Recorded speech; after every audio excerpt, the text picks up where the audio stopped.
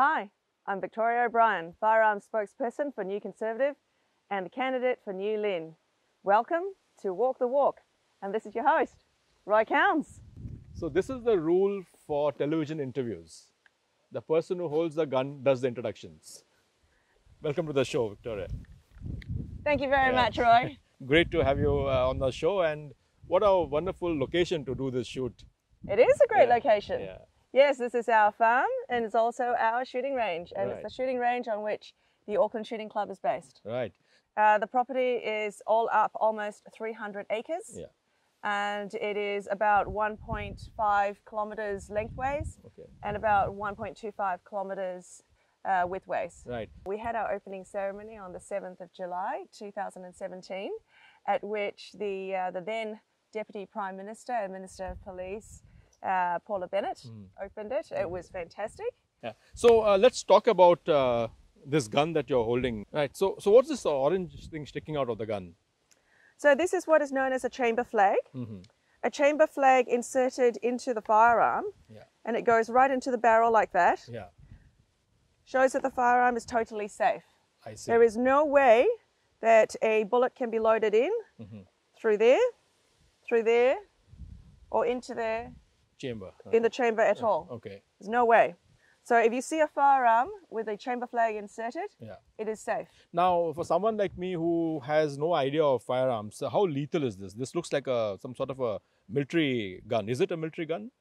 Under the old rules, this would be called a military-style semi-automatic. Okay. And as you can see, it is a 22 rimfire firearm. Right. I would use this on my farm, and it's in fact one of the most common firearms in New Zealand. I see. For pest control, shoot rabbits, shoot possums, and it shoots a very small projectile indeed. Yeah. So a .22 is a very small bullet, unlike let's say a .45, which is more lethal. Correct. Okay. A 22 caliber firearm. This is the casing for it. Okay. And it is very, very small. And this is an intact bullet. Okay. It is very, very small. Okay. So that is why it's suitable for possums and rabbits. Right. So the reason why we came on to your range today, and the reason why we are talking about guns, is because you are the spokesperson for the New Conservatives, firearms spokesperson, and the firearms have been in the news of late.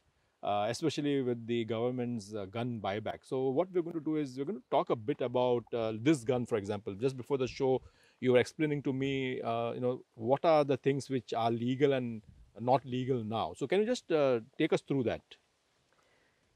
So under the old confirmation, the old endorsement situation, this is called a military-style semi-automatic. As you can see, it's not very military. So it's pink. So semi-automatic means you press the trigger once and only one bullet is shot. That is correct. Okay, and automatic would be if you press the trigger, all the bullets will come out. It will keep firing. So Okay. it'll be multiple bullets coming out. Yes. Right. So what you have here, you have a pistol grip, and you have an adjustable stock, and that is together. Well, each of these features was a feature of a military-style semi-automatic. Okay. And of course, the only reason why I had an E category license is because I'm a short person, and I have short arms, and I have small hands. Okay. So that's why I have a pistol grip, and that's why I had to have a stock that is adjustable to fit me. Yeah.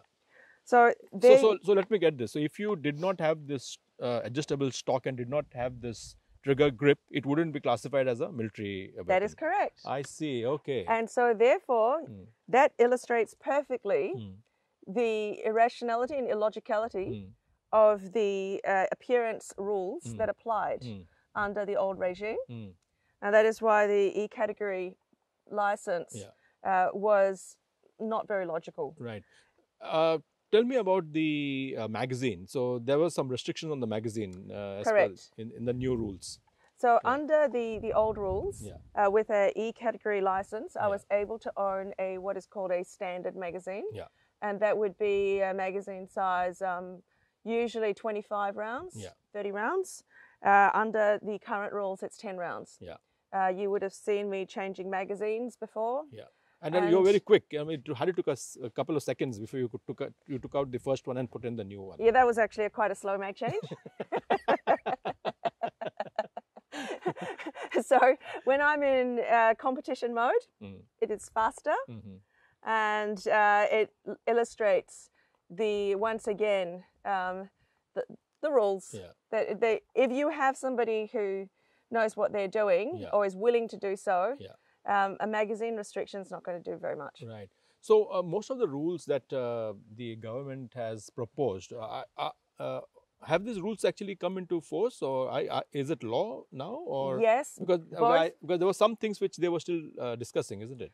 Both the Arms Amendment Bill at the time, that was in 2019, and the Arms Legislation Bill, now 2020, they've both been passed, they've been enacted, I see. they've received royal assent. And the most recent one was on the 24th of June this year. Right. So New Conservatives and you yourself are opposed to, or were opposed to, the gun buyback. So what were the reasons for that? As you can see on this range, and as I illustrated before, there are many, many safety rules which apply. Only one of which is the fact that I am currently with a flagged firearm that I'm very conscientiously pointing to the sky, clearly with no magazine inserted. Also on a range, we are very careful to always, if the firearm is loaded, have it pointing downrange and never beyond 90 degrees. Right. If you're a criminal, you're not going to follow any of these rules. You're not going to follow any of those rules. Right. And you're not also going to be bothered to apply for an E-category license.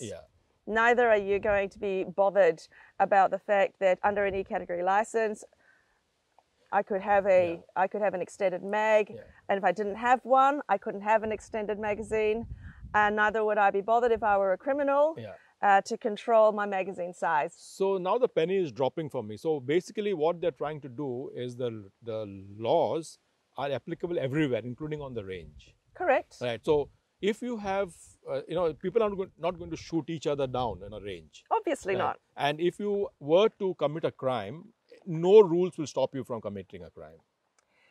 We are in the situation now where law-abiding legal firearms owners such as I have had to give up our firearms, which we use perfectly legally for sporting, for hunting, to feed ourselves, for pest control, for the sake of criminals who won't give up their firearms and to whom no controls apply. Right. They ignore them anyway. The new legislation also introduces a register which will come into play in a few years. And of course that means that all the firearms are proposed to be registered and will be compulsory. Right. You cannot imagine a criminal voluntarily walking into a police station and saying, "Here is my unregistered firearm which I propose to register." Right. It is not reasonable and logical. So now this starts making sense to me that you have a licensed firearm which you are only using either on the range or maybe on your farm. Correct. You're not going into a downtown mall with that gun. You're not using it outside of your range. Correct. And you are the person who is restricted by the government with all these rules. Correct. Including giving up guns which you already had, which you probably were using for recreation or for target practice. Correct. Whereas a criminal with no such restrictions can use the gun and shoot down a police officer. And that is exactly what has happened.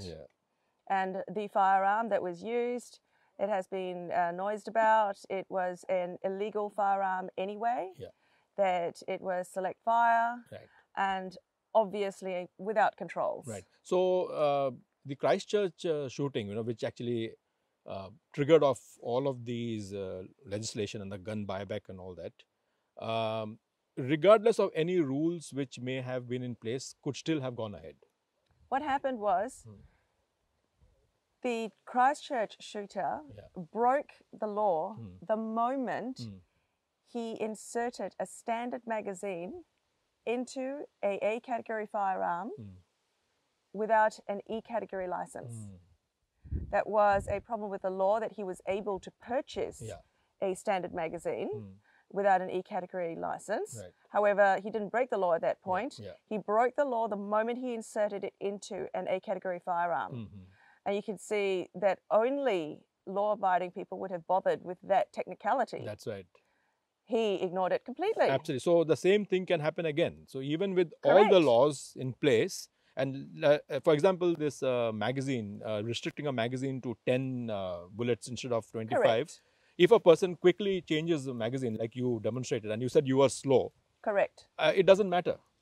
Correct. And also with 3D printing now, people can 3D print anything. Yeah.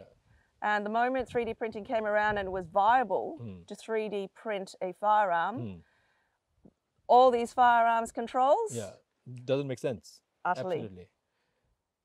Absolutely. So now I'm actually now understanding the reason why you and New Conservatives have serious reservations about the way the rules have been formulated. So it looks like it's a knee jerk, or maybe it's a political move to assuage, the majority of people who don't know or understand firearms.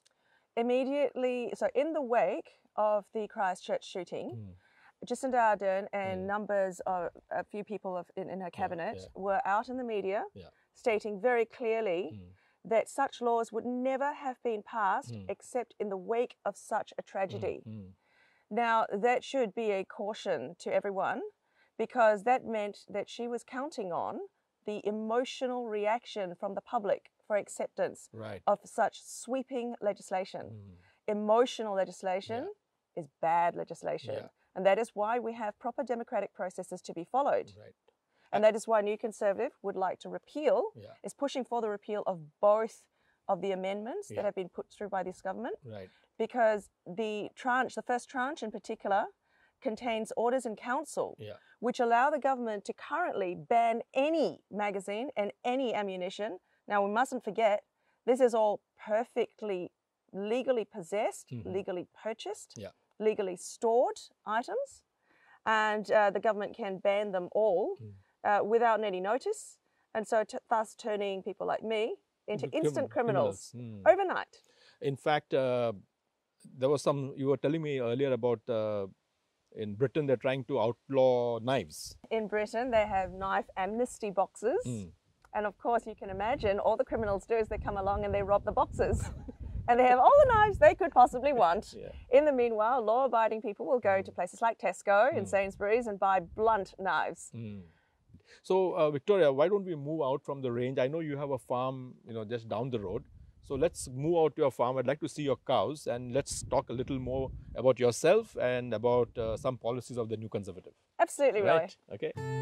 It's been a very interesting journey learning about that. So that's why I know quite a lot about the electricity industry. In fact, we were investors in it, but also for business strategy, and so being involved in the company quite intimately.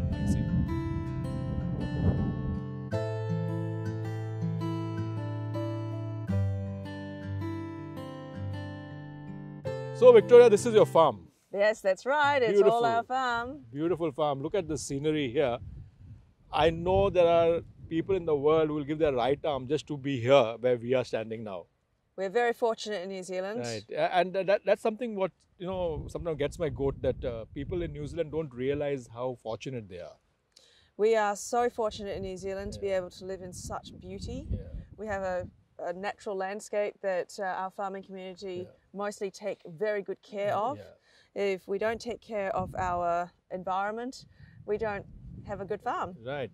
So what I find fascinating about you, Victoria, is your background. So you were originally from Singapore, the original city-state.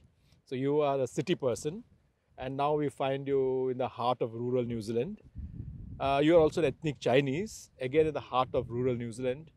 And as a migrant, you are with the New Conservatives. So tell us about your background. And the most interesting thing is that you have a background in finance. That is correct. Yeah. So you have you have been an investment banker, and you have been a financial analyst and all sorts of finance background.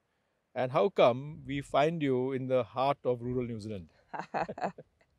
My family immigrated to New Zealand from Singapore 31 years ago.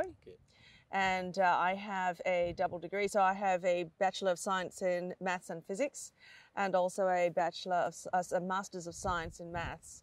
I then went to work for Goldman Sachs. So I was JB Ware at the time, and then turned to Goldman Sachs, and then ended up working with Telstra Clear and ANZ. And all this while I was mainly a finance analyst or an equity analyst for broking. And I went into investment banking as well, and also dealing with a lot of startups with Morel & Co. Through we had some angel financing in there as well, but most of my experience would be in private equity.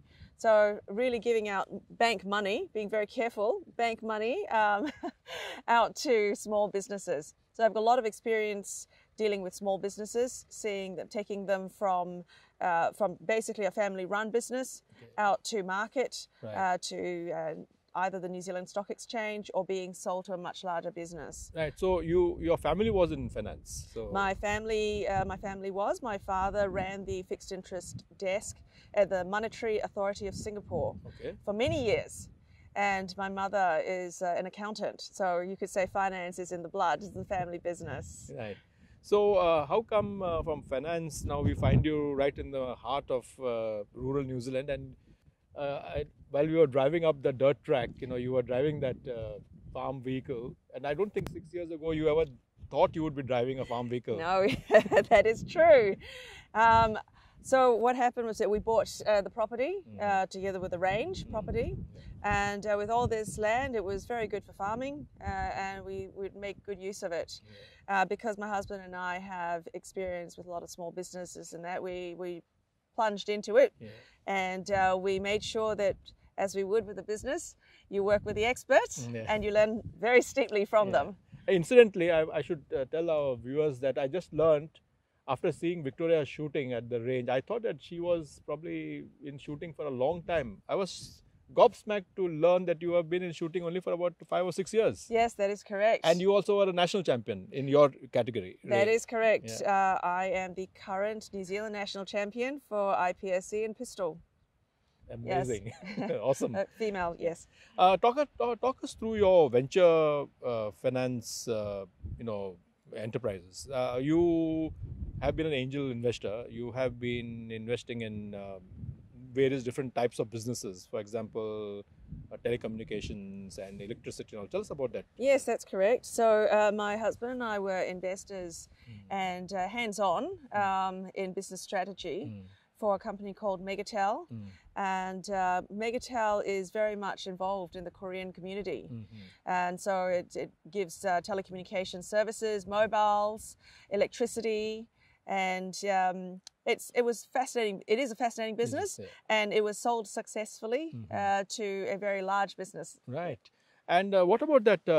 You are also into some sort of an educational startup. Yes. And this at least interests me because myself, I have been in digital education, so that's quite interesting that you have got some sort of a product which has been patented in Australia and in the US and in New Zealand. It's been patented. It's successfully patented in New Zealand. We're in negotiations currently with the company. It is educational software for organising for teachers in the classroom to handle a differentiated classroom. Right. So it is very useful, and it has in fact multiple applications outside of the education sector as well. Good. So yes. So let's turn to your political, journey. Yes.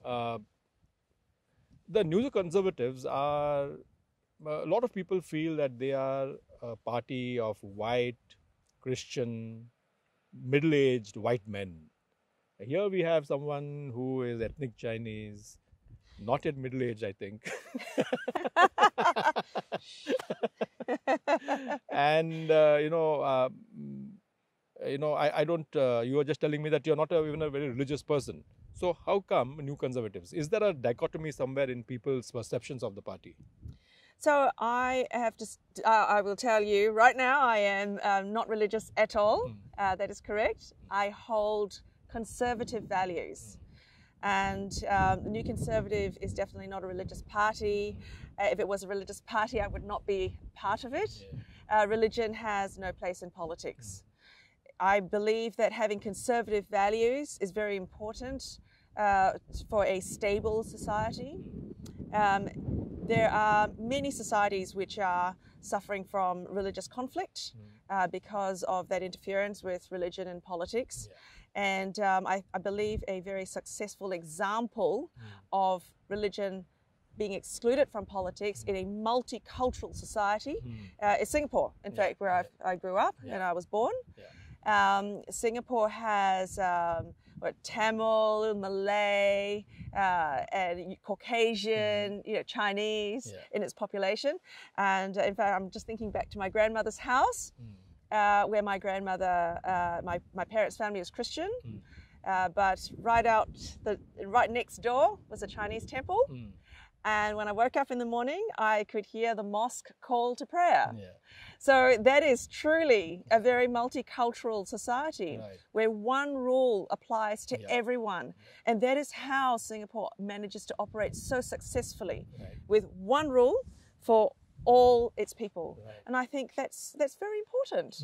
And that is one of the key platforms for New Conservative, to have one rule for all. We are all one people. We are one New Zealand. I mean, I quite agree with you. So you yourself, ethnic Singaporean, Chinese. I can see your campaign manager, she's a Javanese, Malaysian. And then your deputy leader, he is Maori, I think, Nguyen, Elliot, Yes, Elliot. Yeah. So how are you going to fight this perception that the New Conservatives is a party of old, middle-aged Christians? We are who we are. So you can see that if we are white, middle-aged Christians, we wouldn't be part of it. You can see from the very diversity of our candidates that is not true. So we speak for ourselves. Yes. So let's talk about some of your pet policies.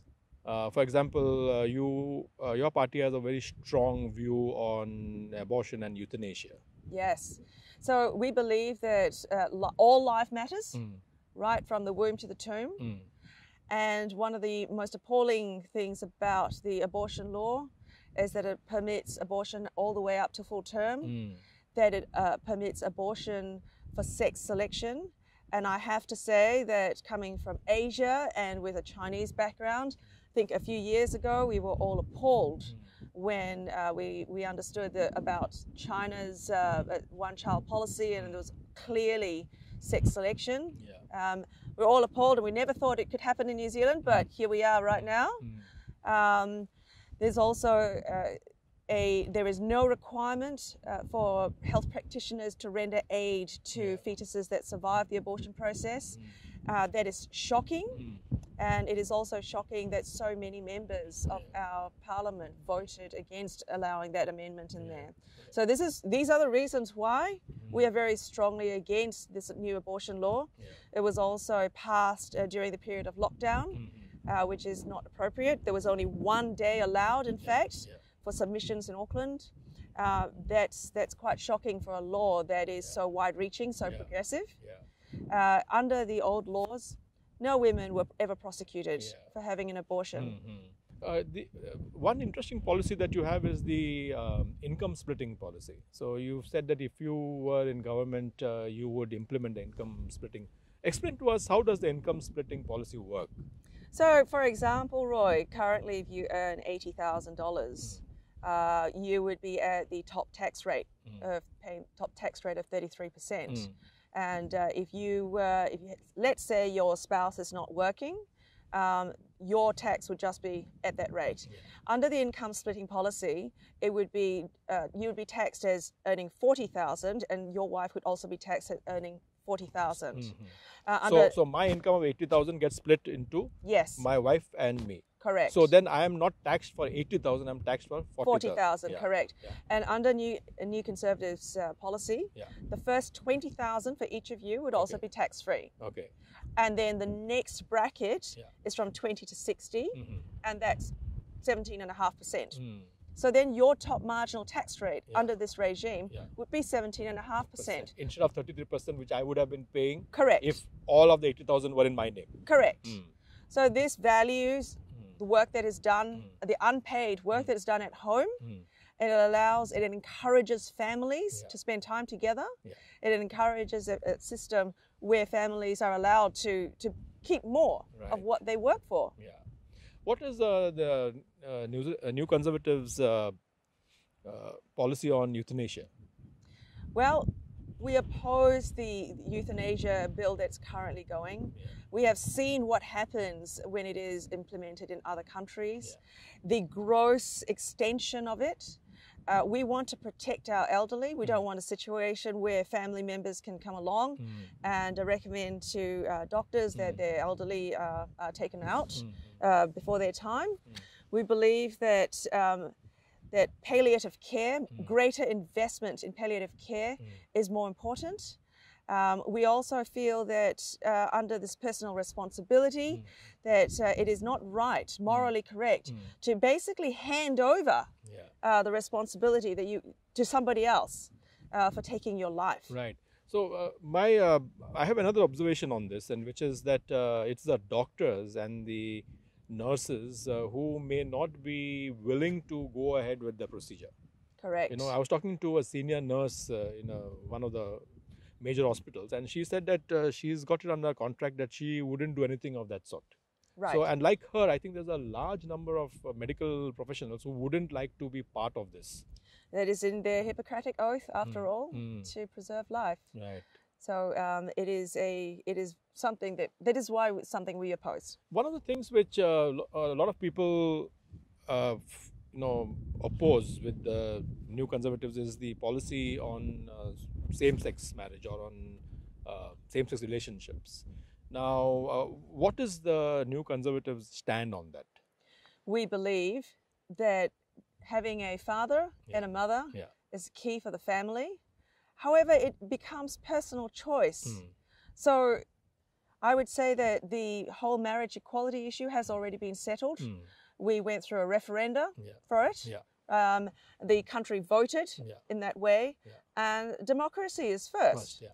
So it is up to adults' choice. But we strongly oppose introducing gender ideology into schools.